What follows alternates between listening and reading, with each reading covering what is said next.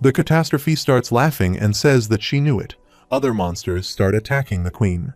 Shin says this is more like it. Of course, you found Shin of this world. Shin falls down from the queen. The catastrophe says that Yu was trying to kill her by killing the young Shin. The catastrophe looks at the young Shin and says hello past her. Suddenly, Sangha grabs her hand using her rope and tells Shin to run. The catastrophe looks at Sangha and thinks that the Olympus is here and there is a tier 6 monarch-level insect attacking her from the sky. The insect master is riding on the mantis. He orders Titano to get her and asks what she did to Kim. The catastrophe is surprised to hear that and remembers that everyone is asking her about Dr. Kim. She wonders who he is. Titano is about to attack the catastrophe, but she uses her blast attack and kills it. The insect master falls on the ground and attacks the catastrophe using Antinous. The catastrophe is surprised and thinks that Antinous is the queen of the insects of Kronos that she has destroyed, and this child is controlling the queen as his minion. The catastrophe grabs Antinous with her hand and says that she is impressed and tells the kid that he has some skill. She throws Antinous away and says that he must have the potential of a lord. She grabs him by his throat and lifts him in the air. She asks the boy who is Dr. Kim. The catastrophe says to tell her or prepare to die. There's a cannon fire, but she jumps in the air to avoid the attack. She thinks that it is the cannon fire from the Ghost Fleet. At the same time, Jihai and Lee arrive here. The catastrophe thinks that she did enough damage to kill them both, and she wonders why they are still alive. She says that it is so annoying and starts squeezing the boys' throats and says that she will just ask them about Kim. She says goodbye to Gillian. Suddenly, her hand starts acting strange and the veins start twitching. Her hand lets go of the boy. Gillian falls on the ground and she wonders if she has been infected by a parasite.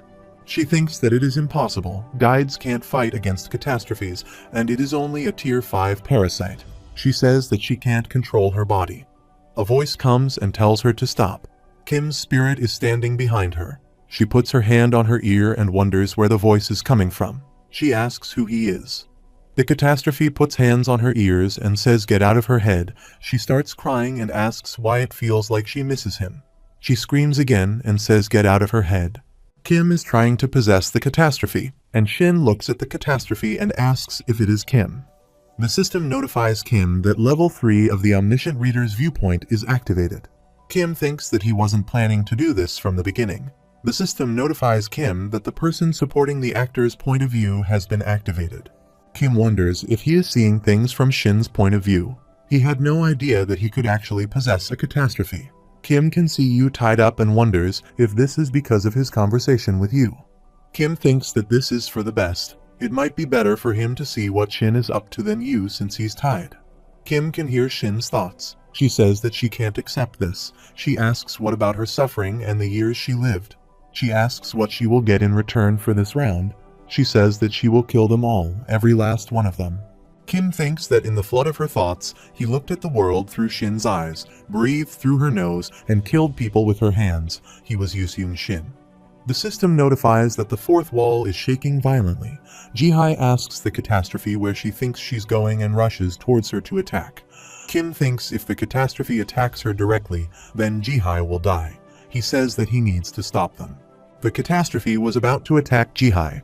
Kim thinks that if he can control the catastrophe's body and tries to hold her from attacking, the catastrophe attacks Jihai and smashes her skull on the ground. The system notifies Kim that he has interfered in the character's actions through the first-person supporting actor's point of view. Kim thinks that he has done it, so he grabs his head and starts screaming. The system notifies Kim that the fourth wall is shaking violently. Kim says that it feels like his entire body is burning up. But even if it was a tiny change, he was able to make her lose a bit of power in attacking Jihai, and Jihai managed to survive because of that, and so did Lee. The catastrophe screams who he is. The system notifies Kim that he has a high understanding of the character Shin. She grabs her hand and tells Kim to get the hell out of her head. Shin runs towards the catastrophe and asks if Kim is in there. She is about to grab the catastrophe's hand, and suddenly lightning starts coming out of their contact. The catastrophe starts seeing the memories and thinks that this memory is of young Shin. Kim is holding both of their hands and says that their memories are being linked because of him. There's a lot of lightning. Kim thinks that according to the disconnected film theory, the two of them should be able to coexist but not share their history, but the theory only applies to the characters. Kim wonders what if the two films that weren't supposed to be linked had been linked because of him, an outsider who isn't a character in the novel. The catastrophe rips her arm off and tells Kim to get the hell out of her head. Kim yells at her to stop, and he says that he is beginning to feel what Shin is feeling right now.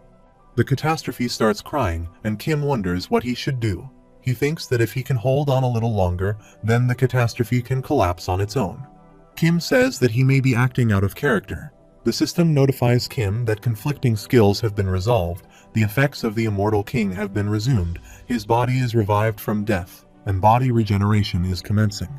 Kim thinks that it feels as if he is going to regret it if he doesn't do this.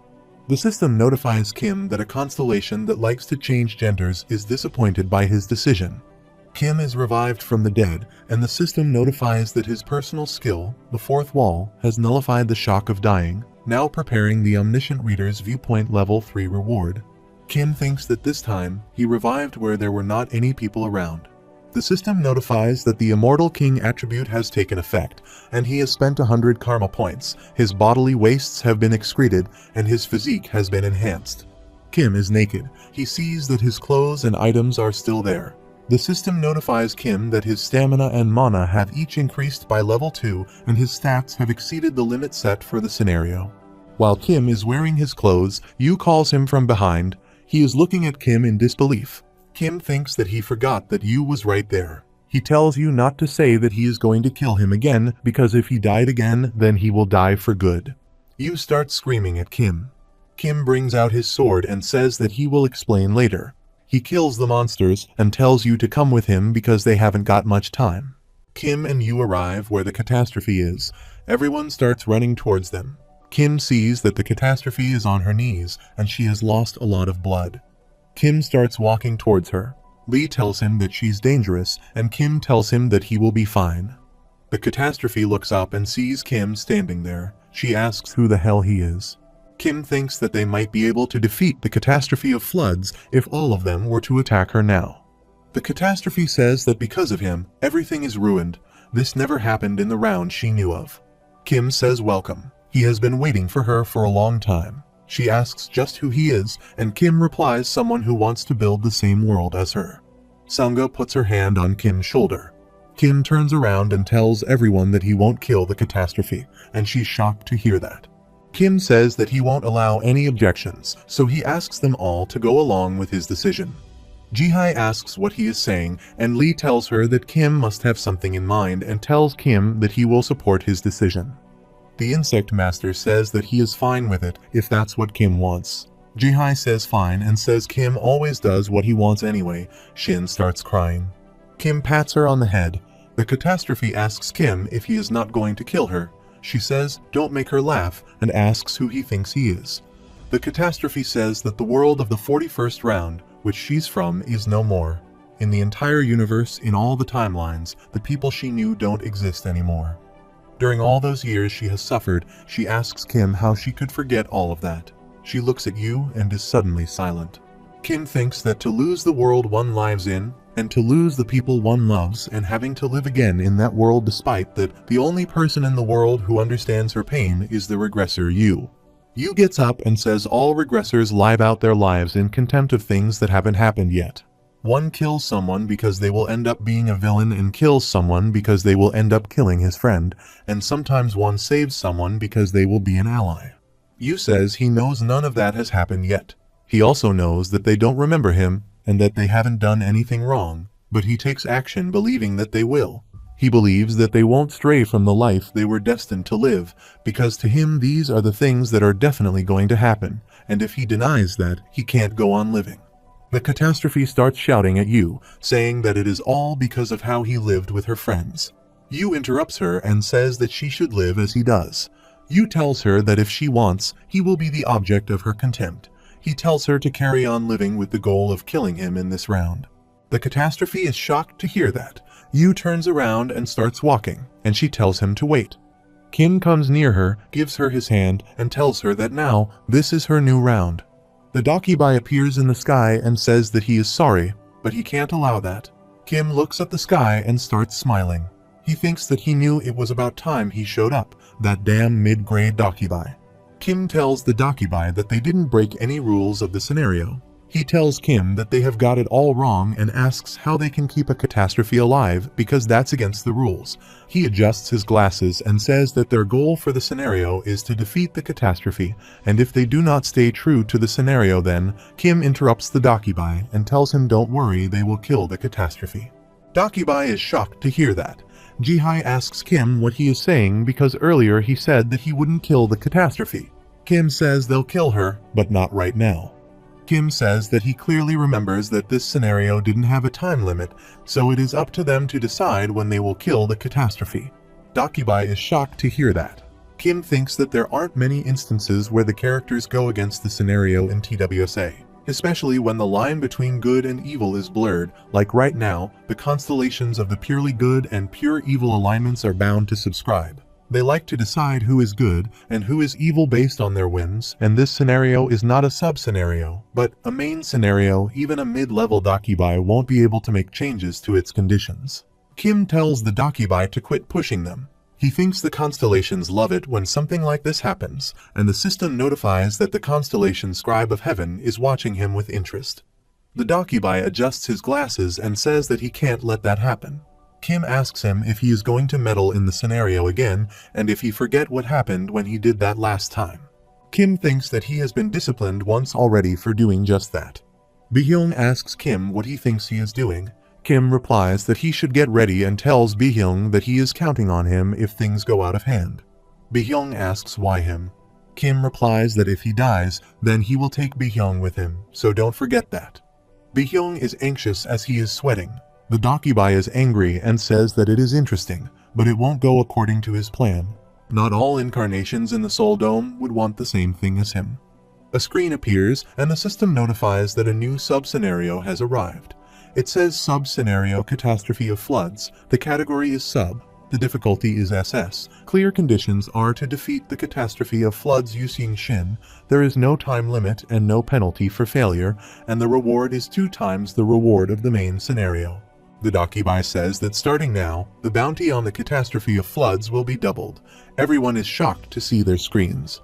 Kim thinks that he's going to get his way using a sub-scenario that he can create. As he wants now, the reward is 200,000 coins, which is twice the original amount. Kim is sure that there will be people willing to risk their lives to get that reward.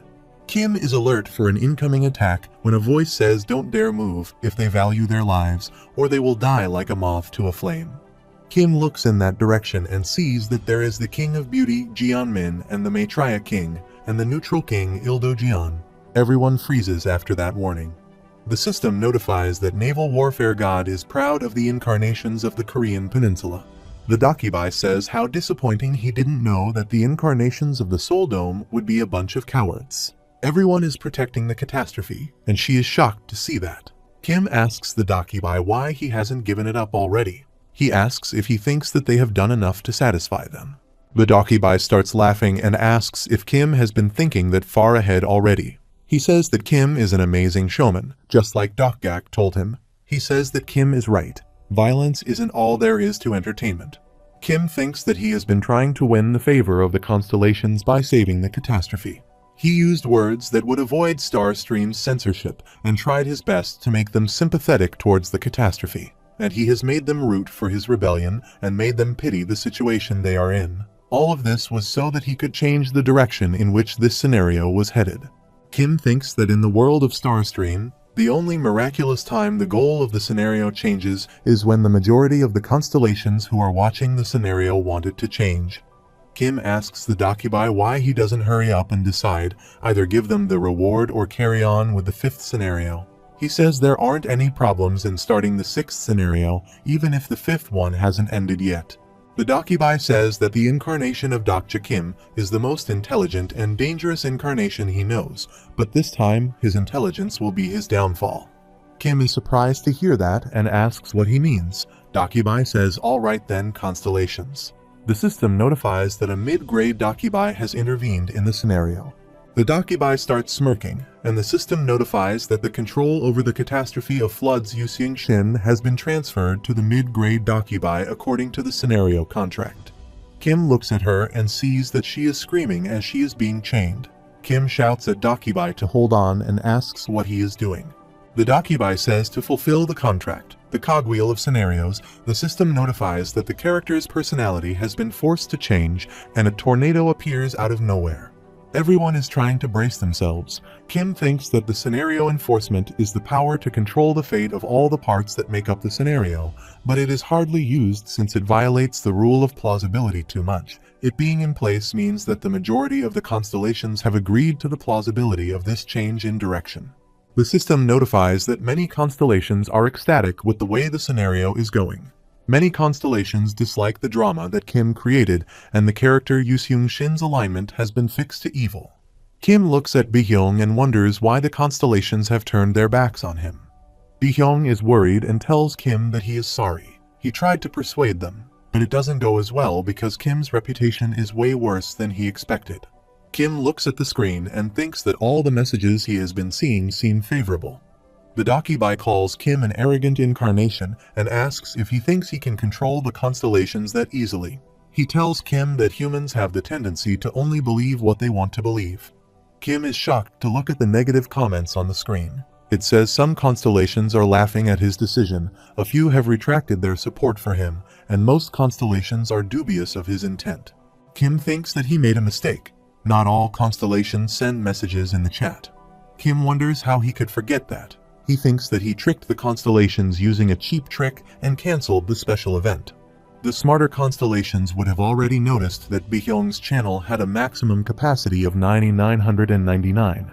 They just played along to see where he was going with the scenario. They won't fall for his tricks anymore. Kim thinks that he has underestimated the constellations. The Dakibai says that it seems like this is the end of his luck. The incarnation of Dokja Kim. The system notifies that the constellation prisoner of the golden headband is watching him with sympathetic eyes, and the constellations of the Korean peninsula are looking at Kim with pity. The monster gate opens again. Kim thinks that this is how it is going to be, and the catastrophe starts screaming. Yu pulls out his sword and starts moving toward Shin. Kim tells him to wait. Yu says that Kim has failed and rushes to kill Shin, but Kim jumps in between them. He tells Yu not to harm the kid, and if he harms her, then he will never forgive him. Yu tells Kim that there is no other way, and Kim replies that there is. They will give the constellations the scenario that they want to see. Yu asks what he means, and Kim replies that they can defeat the catastrophe. The catastrophe starts attacking Jihai. She asks why she is coming after her first. The catastrophe thinks that she thought there was hope if only for a brief moment. But of course this place was hopeless as well. She attacks Jihai, and there's a huge blast. The catastrophe is surprised to see that Kim stopped her attack. The system notifies Kim that he has experienced a personal supporting actor's point of view, so he can now obtain the skill of the supporting actor he was immersed in. Kim protects Jihai, and the system notifies Kim that he has obtained the personal skill sentiment of the Beast King. Kim's eyes are yellow in color, and he starts coughing blood.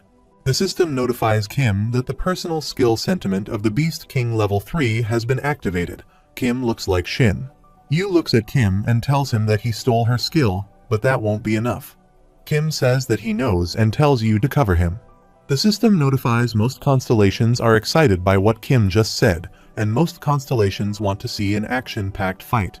Kim thinks that if this is what they want, then he will act it out for them as much as they like. He starts rushing towards the catastrophe and says that he will stop her. Kim activates the personal skill bookmark, and the character bookmark has also been activated.